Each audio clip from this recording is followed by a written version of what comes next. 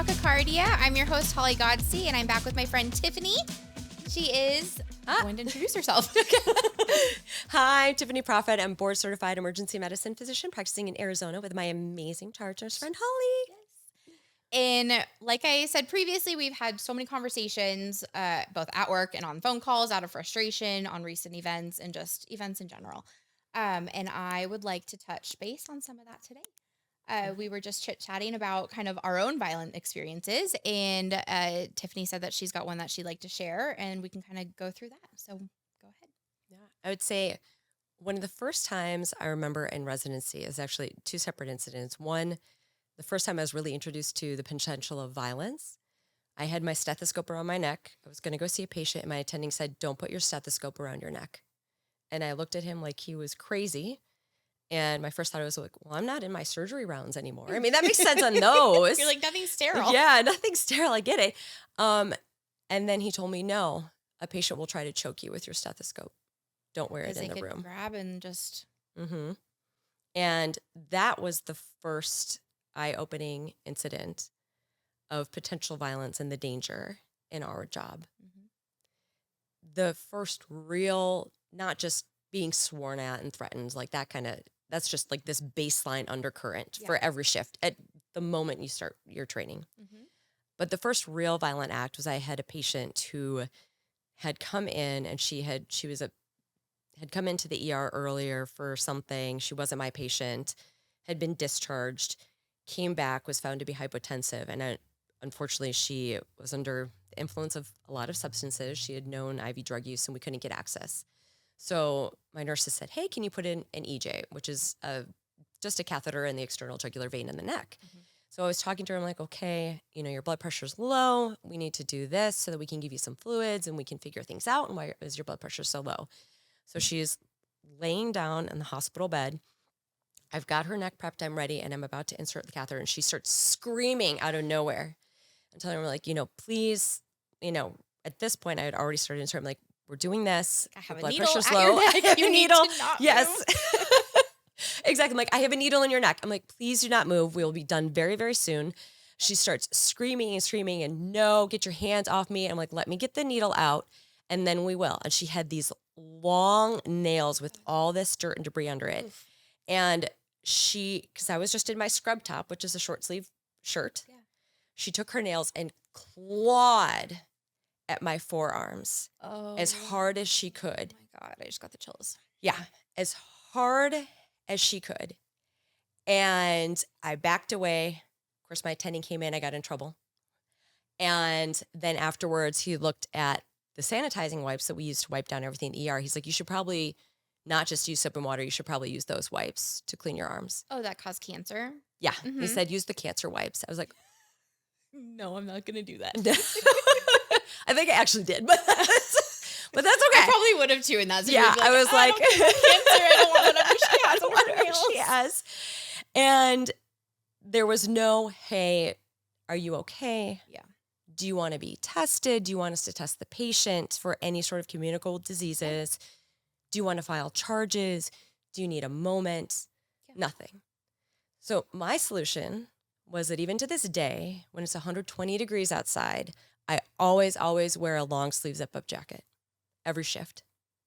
And if I take it off, it's usually because... I was going to say, when you said you were in a short sleeve, I was like, I've never seen you in a short sleeve shirt. I don't think I've seen any doctors wearing short sleeves, and it's probably from similar stories. Yeah, because most of us had that time where we've been bit, we've been scratched, and we're like, this is just baseline. Yeah. We will deal with it because it's not worth the exposure. Yeah. Yeah. It's insane. And the fact that that was the response that you got, just because you're the doctor on that case, that you should, what did you do? They're a doctor. They're fine. They're making enough money to handle being tortured. And that's not okay. That whole mentality is so just unbelievable. Because like I said, or like we've talked about, if that happens anywhere else, you're at a restaurant, if you scratch your server, you are getting kicked out and your food is going to be like thrown away and you're still going to have to pay for it. Yeah. And you're going to get arrested and you're going to go to jail because you cannot do that to another human being. So the fact that we have to tolerate that in healthcare, and then we're asked, what could you have done differently? You probably shouldn't have had your arm there, or Yes. that, like, why did you not take other safety precautions? I didn't know this patient was going to freak out and do this to me because normal adults do not act like this. And Mhm. even when they're under the influence, I'm sorry, you you don't treat human beings like that. Like, unless you're a 3-year-old who's freaking out about something like that, I could see a 3-year-old. Yeah. I would not be upset at a 3-year-old acting that way because that's what their like level of conditioning is expected to be. But a 20 or a 40 something year old adult woman should not do that. Yeah. And you don't make a choice like that without knowing that you are going to physically hurt somebody and you are aware of your repercussions. And I Mm. actually have the definition for what mental illness is that I'd And like this to read to you. yeah, absolutely, because like we've said, they cover this all as well. It's a mental illness issue. Yeah. And I'm like, it's like a behavioral issue. I don't Mhm. think behavioral versus mental illness, I think they're two completely different spectrums.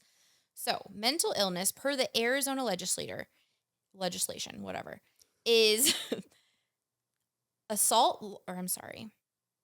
So, mentally ill is defined as exhibiting emotional or behavioral functioning that is so impaired to substantially interfere with the ability to remain in the community without treatment. That doesn't seem like a mental illness issue to me.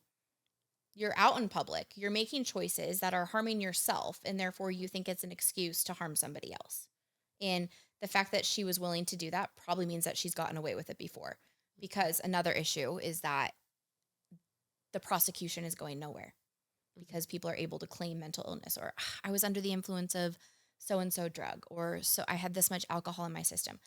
You chose to do that. Therefore, you should know what the repercussions of doing that can do.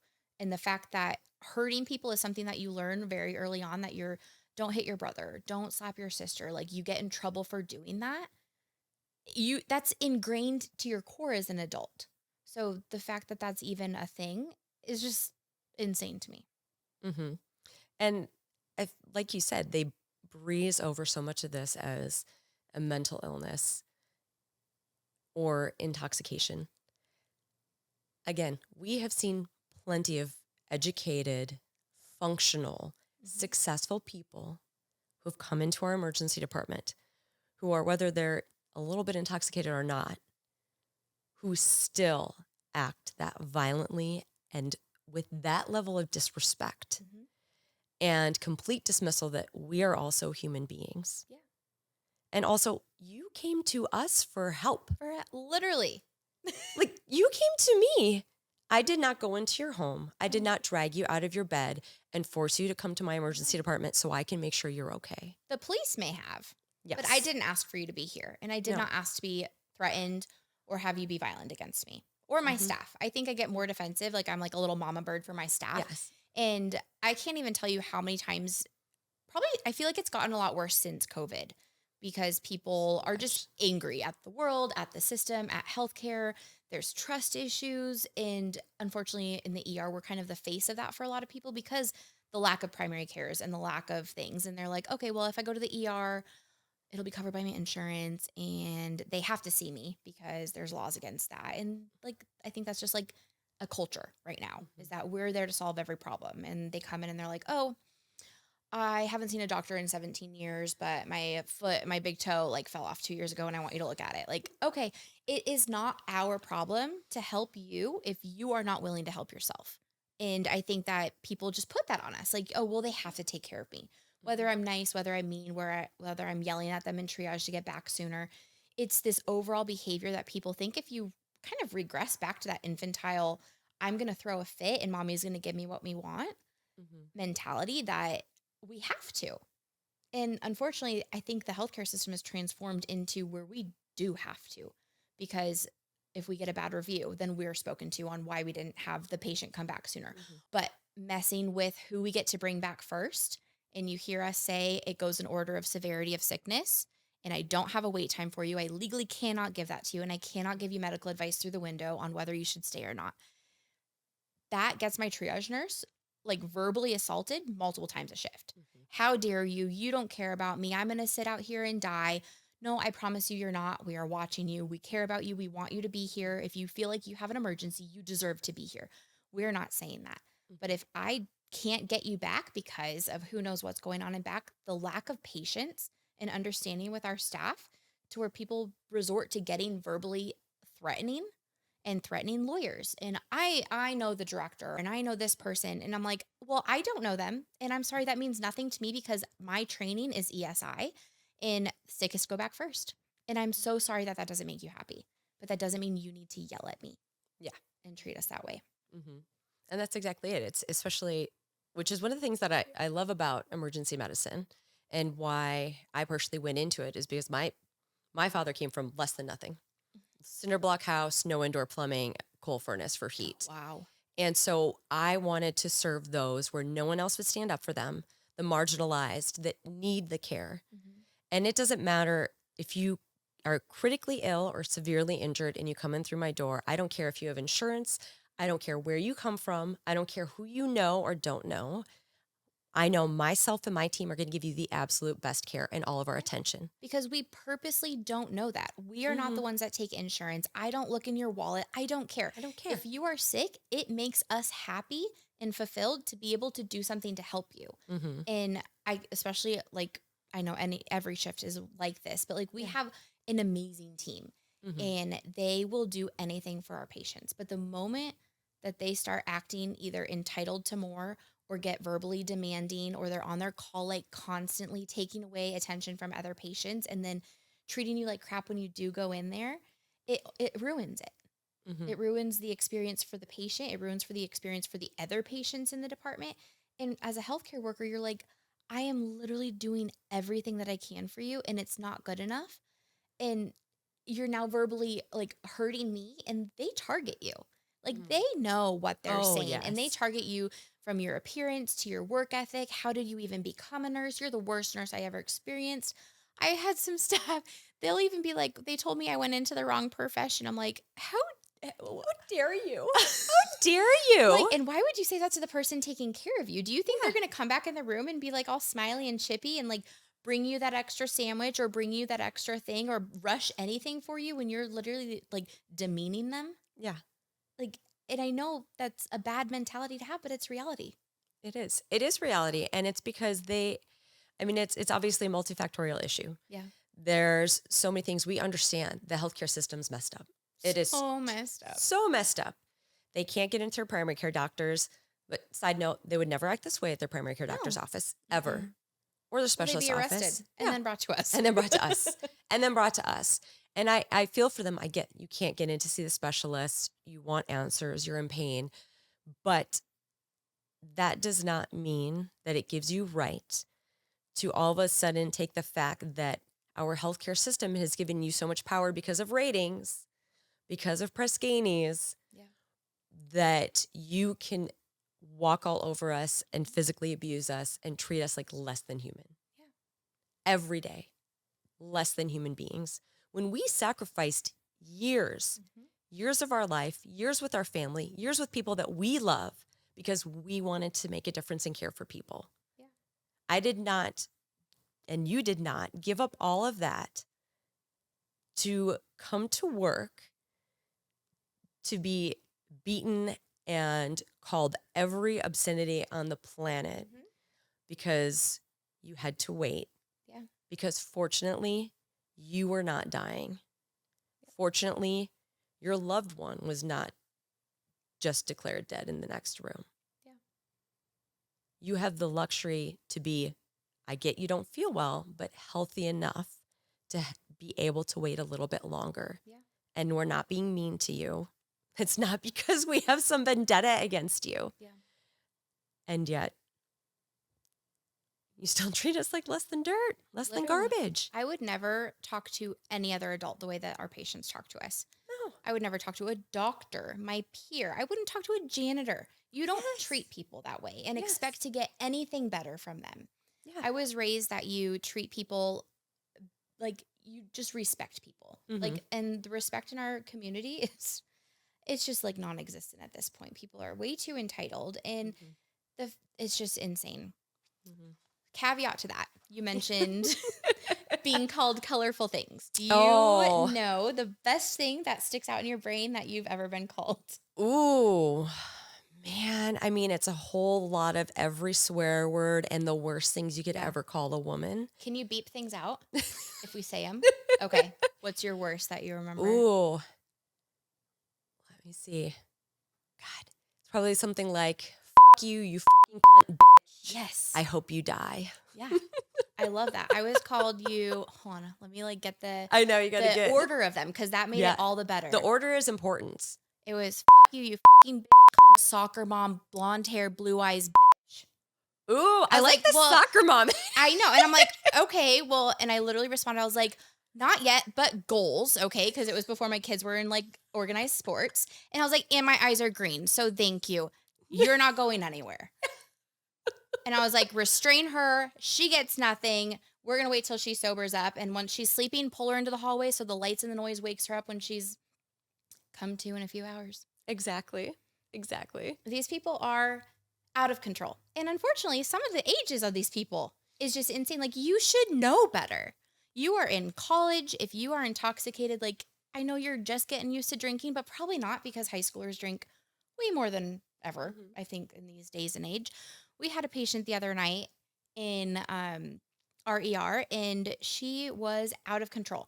We had her in the hallway. I was like fully confident. I was like, we're going to find her an Uber home. She's with it just enough. And then she started getting like snippety and she tried to take off through the ambo bay. And I'm like, girl, like I told you, you sit here and this is what you're going to do.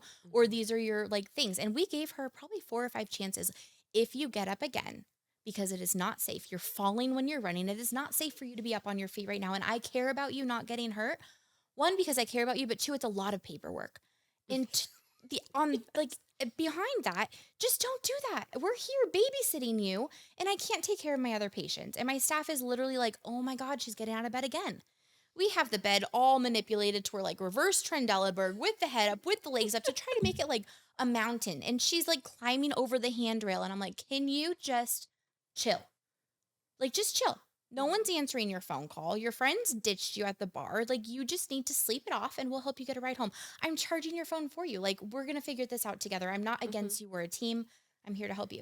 She got so freaking mad at us that she lifts her leg up and I'm like, don't you dare. And she kicks at security in the chest. And so at that point, you're like, okay, well, now you're a danger to others. You're getting restrained. We're going to think about medicating you. And again, just gets out of control. And she is awful. And then she finally has her boyfriend come to pick her up and she's awful to him. She's like, F you for making me come here. He's like, you were literally passed out vomiting. I didn't know what to do. Like, out of like wholesome, right? Wholesome. You wanted to care for this person. And she starts treating him like that. I was so done with her. I couldn't even take it anymore. I was like, you can leave her here. I was like, I would never let my significant other treat me that way. You have every right to leave her here and let her figure it out on your own. You do not have to put up with that. And if she's treating you that way now, just imagine what the rest of your life's going to look like. Yeah. And he was, I mean, this poor 20-year-old guy was like, I don't know what to do. And I'm like, you can go. I'm like, do it. Stand up for yourself. She's a bitch. And I mean, the goodness in his heart, he stayed. But I really hope that that might stick something in his brain. Like, if she's acting this way, when you tried to help her, and it's the same thing. When we try to help people and they act this way, it's like, we don't have to deal with this. And this is why nurses and doctors are leaving. Oh, yeah. I had one doctor, I can't remember who it was the other day. And they were like, well, why do you think there's no old doctors in ER medicine? They get sick of it. They get tired out. They just physically and mentally cannot do it anymore. It is unhealthy. It is unhealthy. And that's pretty much, that is the one thing that we were told in residency. We're not told why. We just say the average career kind of life expectancy of an ER doctor is 10 to 15 years. And that's after about, at a minimum, 10 years of training. Yeah. You do 10 years, and then at 10 years in, you're like, this is too much. Yeah. Because it is too much, and nobody stands up and has our back. No. We're, in fact, discouraged from complaining. Yeah. Discouraged from taking any sort of action to protect ourselves. Yeah. We're not allowed. Listens. Yeah. You can't say anything because they threaten HIPAA. You can't say anything to anyone that can do anything because, God forbid, we have to let the media team handle it for the hospital because we can't give them a bad image and then patients aren't going to come get treated there. Like, we have to hold all of that weight on our shoulders and our experiences on our shoulders. And that's the whole kind of point of this podcast, is that we actually don't have to stay silent on this. And I think that the louder that we get and the more stories, which I'm getting so many messages every single day. And I'm just like sitting there heartbroken. I'm heartbroken for our whole industry in that every level from techs to doctors to surgeons to janitors are treated this way. And I am doing something about it. So that was a great conversation. I'm like literally powered up again. I'm like, let's keep going. But thank you so much. I love your insight and your story. And obviously we bounce back and forth on a lot of stories, but I absolutely love working with you. And I think that we're going to do really good things. I think so too, Holly. Thank you so much for having me. Love being here. Love being able to finally talk about this in the open. Yeah. Well, thank you. That kind of concludes that. I'm told to ask you to subscribe to all the things. So I'm going to get help with that and figure out what that means. So thank you for listening. I hope that you learned something or at least feel comfortable that we are allowed to talk about this. So stay tuned for our next episode.